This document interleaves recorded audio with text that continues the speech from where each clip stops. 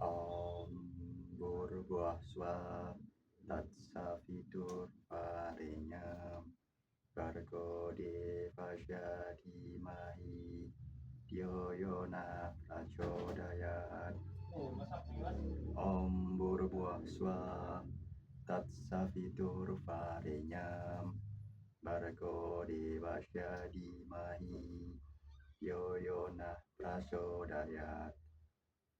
Om Burbuah Swa Tatsavitur Varenyam Bargo Devasya Dhimahi Dhyo Yona Prachodayat.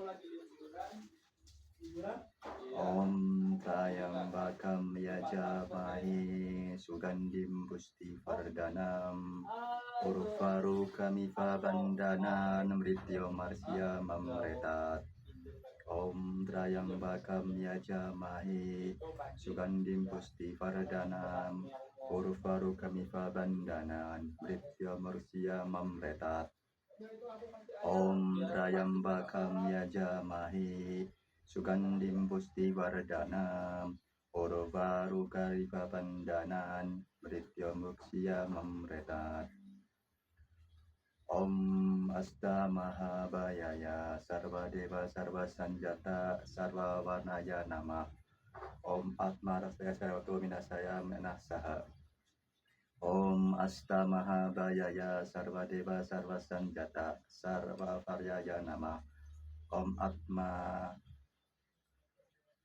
Asta Mahabhayaya Sarva Deva Sarva Sanjata Sarva Varnaya Namah. Om Atma Rasaya Sarvato Vinasaya Minaswaha. Upa Priyam Panipnatam Yuvana Mati Pradaram Upa Priyam Panipnatam Upa Priyam Panipnatam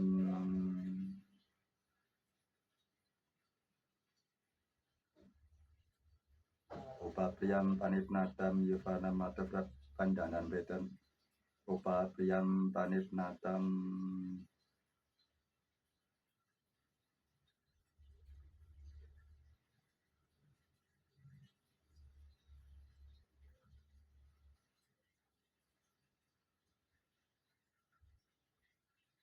Om Asta Mahabhayaya Sarva Deva Sarva Sanjata Sarva Varnaya Namah. Om Atma Rasaya Sarvato Vinasaya Namah Swaha. Upa Priyam Panipnatam Yuvana Mati Pradanam Bhaktam Reksyamam Betat. Upa Priyam Panipnatam Yuvana Mati Pradanam Bhaktam Reksyamam Betat. Upa Priyam Panipnatam Yuvana Mati Pradanam Bhaktam Reksyamam Betat.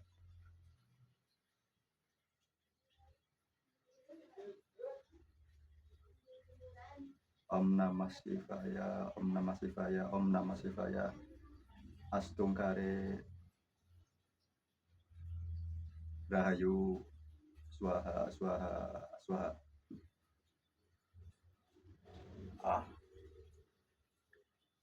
Selamat bertemu kembali teman-teman. Ya, di pertemuan saya yang ke sekian kali ini tadi semacam kayak ada semacam semi tutorial, semi edukasi, ya ibaratnya persembahyangan darurat ya, persembahyangan darurat. Misalkan teman-teman sedang healing, misalkan healing dalam artian dalam keadaan kesulitan, cobaan, musibah atau problematika hidup yang lain, bisa menyatu dengan alam karena kombinasi antara dalam diri, sukma, jiwa atau roh dalam diri dan alam semesta ya, atau dalam artian roh dalam diri, roh, jiwa, sukma dalam diri, berarti mikrokosmos ya, sama jenis mikrokosmos atau buana alit ya diri kita, sedangkan dipadukan, diselaraskan, disinergikan dengan alam semesta atau mikrokosmos atau buana agung ya. Jadi saling harmonis, tidak saling bertentangan antara diri kita sebagai mikrokosmos, buana alit dan alam semesta sebagai buana agung atau Tuhan yang Maha Kuasa ya. Ya, dalam artian terjadi sinergi tidak bertabrakan, jadi semakin kita bertuhan yang benar atau cara pendekatan kepada Tuhan, kepada makrokosmos, kepada buana agung yang benar, maka kita semakin baik pula, semakin bermanfaat untuk diri kita sendiri dan pada lingkungan atau orang lain. Berbanding lurus, bukan berbanding terbalik. Semakin kita dekat dengan Tuhan atau cara mendekatkan diri kepada Tuhan versi publik figur atau nabi tertentu, semakin dekat kepada Tuhan atau makrokosmos atau yang Maha Kuasa, tapi kita semakin tidak peduli atau semakin acuh, semakin cuek, semakin apatis, semakin jahat kepada orang lain atau ekosistem yang tidak bersalah. Itu namanya berbanding terbalik, harusnya berbanding lurus. Semakin orang itu dekat kepada Tuhan, maka semakin baik pula hubungannya terhadap diri dia sendiri, lingkungan dan masyarakat. Bukan berbanding terbalik. Semakin dekat dengan Tuhan, cara pendekatan kepada Tuhan versi nabi atau publik figur tertentu, maka semakin mempersulit hidup, semakin mempersulit, semakin cuek, apatis, masa bodoh, bahkan semakin jahat atau merugikan hak orang lain yang tidak bersalah atau merugikan lingkungan atau merugikan diri sendiri. Ya, harusnya itu berbanding lurus, bukan berbanding terbalik. Ya, karena ini sebagai motivator spiritual, tadi saya sempat melantunkan doa-doa dari Veda ya, dari Veda, karena tadi saya itu hafal, tidak berniat untuk menghafalkan, hanya sekedar baca. Kadang ada tadi yang Om Purvaswah itu ada di Veda di bab Gayatri, itu Gayatri mantra itu doa lah. Kalau versi Dharma itu doa itu sebut mantra itu Gayatri. Ketika membaca doa itu syukur tahu artinya juga.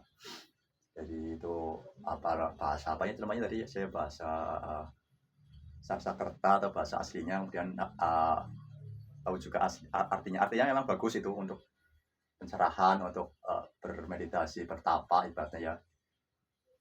Nah, karena dharma Hindu kan disesuaikan dengan kondisi masing-masing. Kalau di Bali seperti itu, di Kalimantan seperti itu, di Sulawesi, di Sumatera, di Jawa, di NTB. Kalau Hindu atau Dharma Jawa ya, kalau saya dalam kondisi persembahyangan darurat ya tidak memakai dupa, karena dupa juga harus beli. Paling punya bunga, tadi memang bunga kan kalau enggak yang begini di dahi, kalau enggak yang di dada ini. Bunga ada, kalau ada tertuju beras, tapi ini akan dikondisikan dengan adat istiadat tertentu dan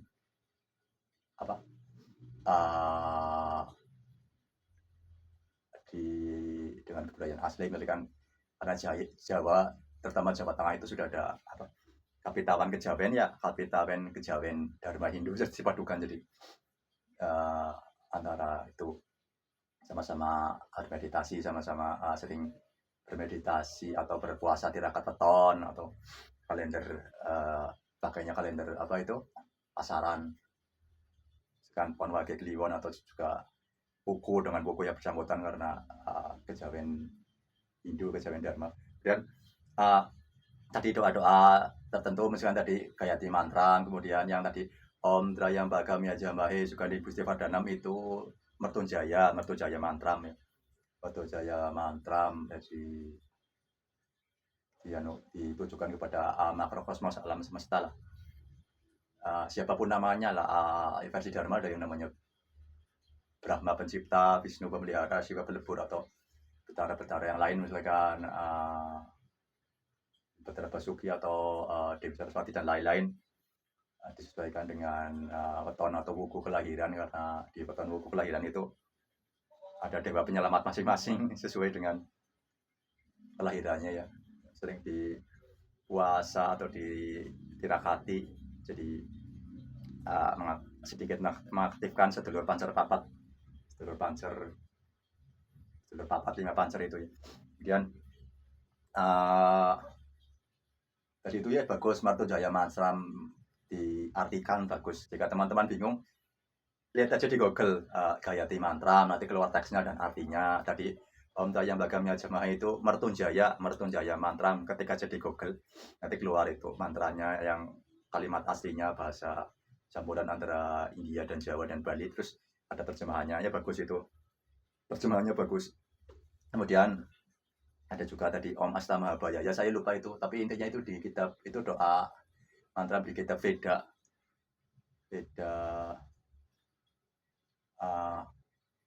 Veda kan babnya banyak itu. Kalau orang yang murni Bali Hindu mungkin tahu ya kan apa, God of ada ya Yajurveda, Rigveda sama Veda. Kalau saya itu yang kebanyakan yang mantra-mantra itu yang doa-doa itu di Atharva ya. Atharva Veda. Atharva Veda, cuma saya lupa pasal babnya dan lain-lain karena saya kebanyakan itu fokus di pembacaan doa karena untuk perlindungan sehari-hari, untuk pencerahan, untuk healing. Kalau pemahaman dharmanya ya secara umum tidak mendetail. Kemudian jadi Om Astamahabaya itu ketika jamkan tadi yang saya baca doa itu doa apa di kitab Veda yang bagian mana, ketika aja kalimat pertama doanya Om Astamahabaya, bisa Om, bisa Om Astamahabaya, Sarwa Dewa Sarwa Santa Sarwa Panaya Nama, Om Atmara saya Sarwa Tawina saya Nama Swaha gitu tadi ya. Itu ketika pertama nanti keluar itu teksnya dan itu artinya. Kadang ada saya yang doa hafal nama doanya, dan ada juga yang cuma hafal kalimatnya sama artinya tapi nggak hafal itu namanya doa apa, jadi begini saya baca. Kemudian ada juga yang tadi apa saya upa priyam panipnatam yivanu motif radam akrab, itu doa misalnya penolak bala lah, penolak bala yang versi Dharma Hindu misalkan untuk dari tadi nolak bala dari musibah, dari sihir, apa dari orang yang dengki ya, tatapan matanya orang yang dengki atau yang pikiran itu tadi ketika saya pertamanya tadi apa upa priyam ya, upa priyam panipnatam yivanu motif bandanan atau maksudnya memretap upabian panipnatam mifani badan. Itu kebanyakan kalau yang hafal-hafal seperti itu yang ini yang mereka Hindu asli misalkan apa yang dapat titel misalkan apa itu Gusti apa Jero apa Imangkus apa itulah ya, apa yang murni itu ada kasta-kasta atau beberapa. Sudah kalau di Hindu yang di Jawa atau Kalimantan atau Sumatera atau Sulawesi kan tidak pakai kasta, kalau disesuaikan dengan kondisi. Kalau di India sama Bali lah mungkin ada kasta nama ya kemudian ya tadi misalkan tadi kalau persembahyangan itu kalau kebanyakan orang Hindu yang Bali kan apa seperti ini ya, pakai bunga misalkan ada sembahyang apa itu Trisandia ya, Trisandia ya seperti tadi setiap sembahyang Trisandia seperti jam 6 pagi, jam 12 siang sampai jam 6 sore. Jadi sembahyangnya tri kan tiga waktu untuk sembahyang, berarti jam 6 pagi, jam 12 siang sama jam 6 petang ya. Jam 6 jelang malam itu. Jadi itu pas matahari terbit jam 6 pagi, pas matahari di atas langit jam 12 malam sama pas matahari tenggelam. Itu kan ya cukup mudah sembahyangnya, cuma bersila ya, mungkin syukur ya ada dupa, nggak ada dupanya sih, yang penting bersila gini kayak gini kan ya, bisa bunga apa saja dan itu sebagai apa sebagai mungkin kayak gini, mungkin kan kayak gini tadi ya, itu karena dahi kan pusat ajna sih, dahi itu berbagai meditasi Hindu Buddha aliran tertentu dan kejawen itu dahi merupakan pusat ajna kan, ada beberapa cakra ya, 6 atau 7 cakra itu ya.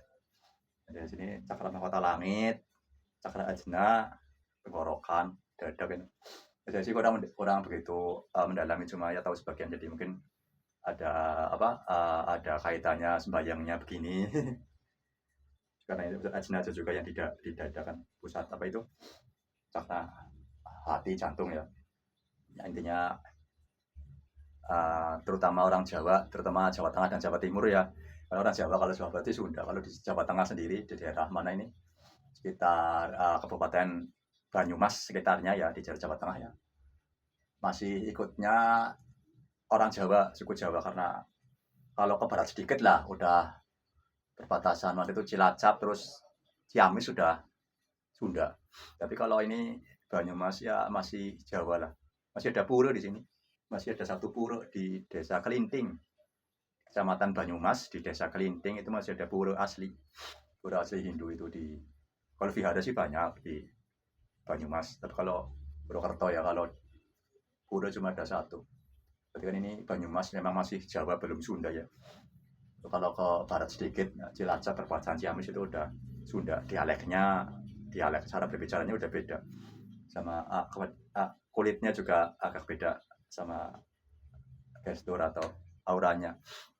Ya demikian saja teman-teman. Jangan lupa like, subscribe, dan syukur di share ya, barangkali bermanfaat. Ya teman-teman bisa belajar lewat media internet ya, di Google, mungkin teman-teman punya iPhone, iPad atau tablet atau notebook, Facebook, searching ya tadi doa-doa itu doa-doa itu resmi di kitab standar internasional, standar Veda yang tadi saya baca itu. Bukan dukun ya, bukan dukun, bukan paranormal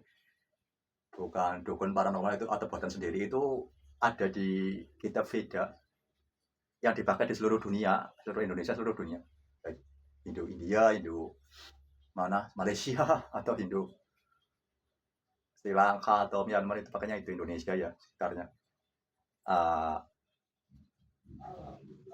Karena sesuatu yang mungkin bisa memberi manfaat, ada manfaat pencerahan secara materi atau non materi, jasmani ataupun rohani, secara kelegaan atau apa. Dan syukur dipahami juga artinya, terjemahannya, sama ideologi itu berarti apa ya, sebagai dipahami filosofinya ya, filosofi. Nah, jalan dharma kan bersumber kepada akal sehat dan hati nurani yang diselaraskan dengan akal sehat hati nurani yang ada di dalam diri kita, yaitu mikrokosmos atau buana alit, diselaraskan dengan buana agung alam semesta atau makrokosmos, itu sebagai Tuhan yang Maha Kuasa ya. Ya makanya belajarkan di internet. Google kalau mungkin kitab-kitab dharma atau itu filosofinya terlalu tebal bukunya, ya bisa mempelajari intinya tadi. Yang paling pertama dibutuhkan pada darurat ya doa-doanya atau ritualnya. Kadang juga misalkan teman-teman sudah tahu peton hari kelahirannya, misalkan baik ruat ya, meruat diri misalkan pas tanggal peton hari kelahirannya sampean, misalkan dalam Masehi tanggal kelahirannya teman-teman itu 25 Maret misalkan ya, 25 Maret tahun 90 misalkan.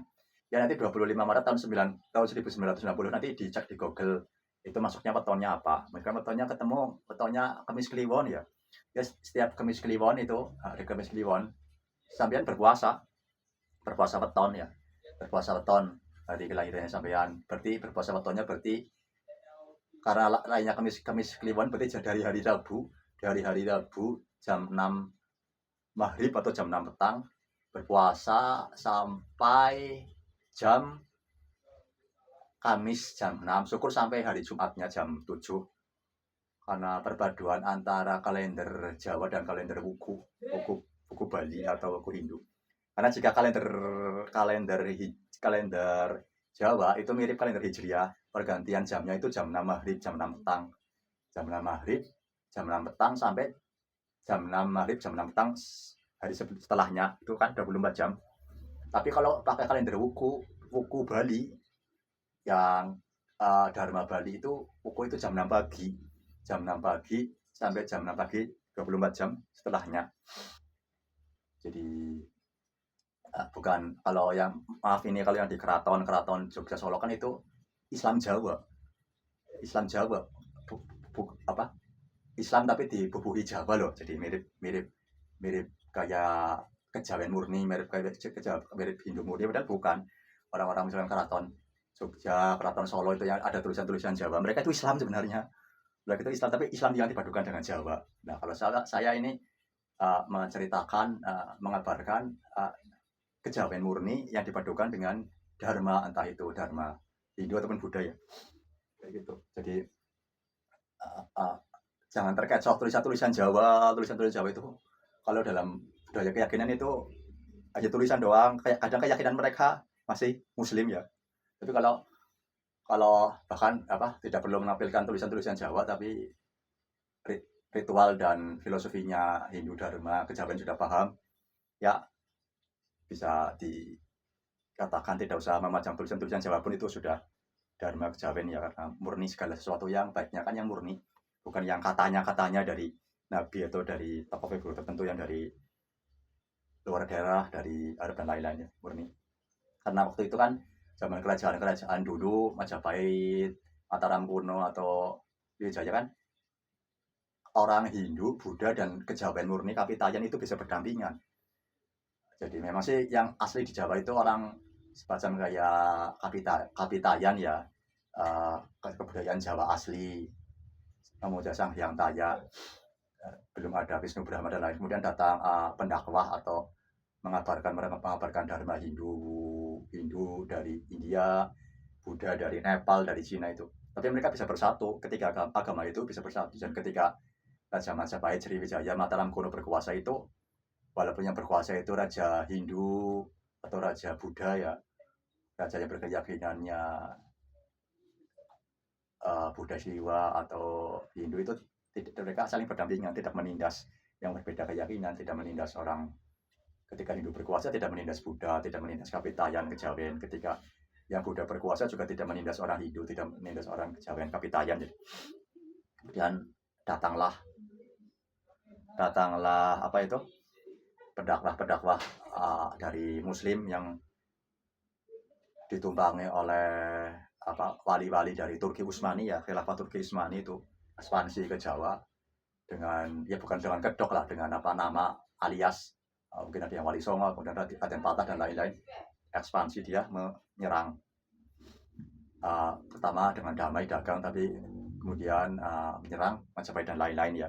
Itu yang ahli sejarah. Jadi mulai saling bertempur itu ketika awal-awal Islam atau pedagang-pedagang Islam atau ketika wali-wali Songo itu datang berperang kepada inangnya sendiri, berperang kepada bapaknya atau kepada yang sudah pemerintahan yang sah waktu itu ya, Majapahit, dan tempur.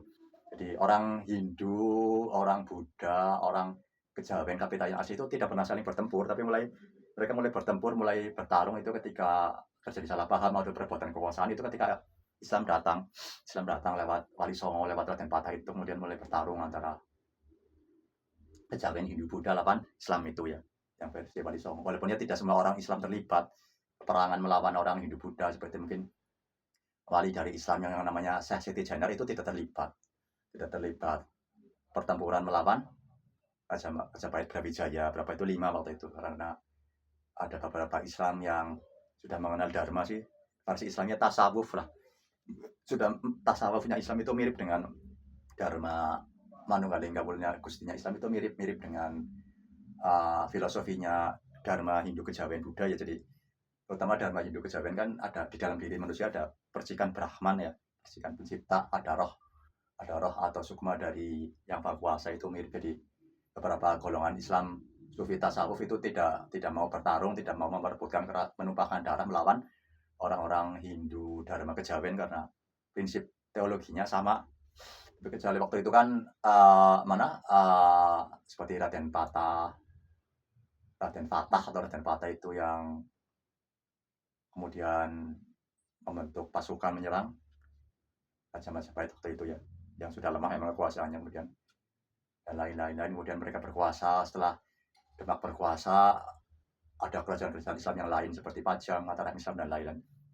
Sampai waktu itu Raja Bali harus mengungsi ke mana, Belambangan atau ke pulau sebelah dan lain-lain. Kemudian ya itu nanti ada ahli sejarah yang itu. Kemudian intinya adalah mari belajar segala yang bermanfaat, tapi jangan tetap harus menengok ke masa lalu ya, menengok ke masa lalu untuk dijadikan sebagai bumbu atau motivasi atau screening itu maksudnya semacam kayak seleksi hati, seleksi budi pekerti, seleksi akal sehat juga. Itu akan mempengaruhi nanti pola pikir, rasa, cita rasa, prakarsa, inisiatif dan perbuatan kita untuk diri kita sendiri, keluarga kita dan lingkungan ya, demi menapak masa depan yang lebih cerah, lebih bermanfaat, lebih menghasilkan, ibaratnya supaya kita tidak terkena karma buruk. Dalam dunia ini ada hukum tabur tuai sih, tabur tuai atau semacam karma. Jadi menanam kebaikan ya peroleh kebaikan, menanam keburukan ya memperoleh keburukan di kehidupan sekarang, bukan di akhirat. Jadi kalau istilah pahala dosa itu kadang mengecoh karena hidup di dunia balasannya nanti, ketika sudah mati ya balasannya sekarang ketika masih hidup, yaitu pada dirinya suatu saat atau keturunannya pas di dunia ini, atau istrinya atau anaknya atau harta bendanya dan lain-lain. Karma ya demikian. Maaf ini jika panjang lebar, jika ada yang salah silakan boleh komen atau mengkritisi, komen ya, dialog sehat. Jangan lupa juga subscribe channel saya di Firman Aditya 37. Jika teman-teman ada yang butuh mungkin bimbingan atau penjelasan lebih lanjut akan tadi cara apa, misalkan puasa weton ya, kalau misalkan setelah puasa weton kan ada ruwat juga, misalkan ruwat itu ya, misalkan kita di hari wetonnya teman-teman itu yang tadi udah dicari di Google, teman-teman bisa, kata orang mana itu beberapa pandita dharma Hindu yang asli sih katanya suruh ke laut, kalau nggak ke laut ya ke gunung. Itu kan ada air, sumber mata air gunung, itu air terjun, air mancur itu yang dari gunung. Sering ada kadang-kadang ke situ pas hari weton atau pas hari-hari tertentu, waktu senggang ya. Kemudian kalau ruwat ke laut ya pas hari wetonnya sampean itu, hari wetonnya kelahirannya teman-teman, mandi di air laut. Ada yang syaratnya cuma mandi di air laut, kalau nggak salah itu ada beberapa orang dharma asli, Hindu asli yang suruh membawa bunga sama telur asin, mentah, membawa bunga sama telur asin mentah. Cukup itu aja, bunga sama telur asin mentah, kemudian ditaruh di nampan, dihanyutkan di laut, kemudian teman-teman mandi di laut itu pas hari wetonnya sampean, itu namanya ruwat. Jadi sederhana, biayanya nggak banyak, cuma telur asin satu sama bunga kan, syukur ya bunga 7 rupiah pas hari wetonnya itu sampean. Pagi siang boleh, pagi siang sore, kemudian kan tidak membutuhkan biaya banyak dan tidak menarik perhatian, tidak dikira orang aneh ya. Dikira orang aneh juga harus bawa, saatnya harus bawa apa itu, kepala kerbau atau kepala ayam, itu enggak. Jadi tidak ada korban makhluk hidup. Ini bukan tumbal kepada setan, bukan tumbal kepada penunggu atau itu, tumbal kepada makrokosmos. Makrokosmos kan berbagai macam elemen. Ada elemen air, elemen tanah, elemen udara, elemen angin ya. Air tirta, kalau angin baju, misalkan kalau tanah ada kayu logam, itu jadi itu apa, elemen air kan paling banyak karena kita juga unsurnya tubuh manusia kan darah, air laut, segara itu kan. Karena air laut itu bersifat asin dan menetralkan, beda dengan air yang lain kan tawar. Kalau air laut memang ada unsur yang menetralkan, zero, kembali kepada 0.0 ya pas dari penyesabian. Ya demikian teman-teman, semoga teman-teman diberikan kesuksesan, kemudahan dan keberuntungan juga. Sukses selalu.